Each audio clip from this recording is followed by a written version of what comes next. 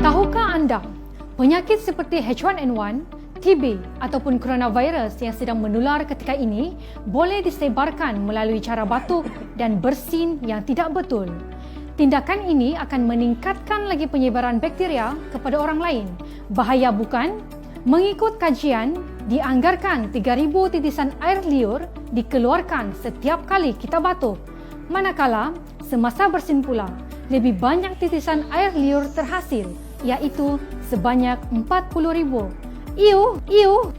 Banyak tu. Titisan yang lebih berat akan jatuh ke lantai, manakala yang lebih ringan pula akan tersebar di udara.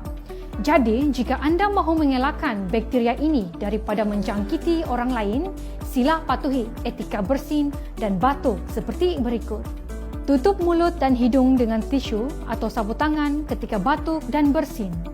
Buang tisu yang telah digunakan ke dalam tong sampah dengan segera kerana kuman pada tisu boleh terus hidup untuk beberapa jam. Jika tidak ada tisu atau sabut tangan, gunakan tangan anda untuk menutup hidung serta mulut apabila bersin atau batuk. Kemudian, cuci tangan dengan sabun dan air yang bersih. Gunakan pencuci kuman atau sanitizer jika tidak dapat membasuh tangan dengan sabun dan air. Pakai penutup mulut dan hidung, terutamanya jika anda menghidap sebarang penyakit berjangkit.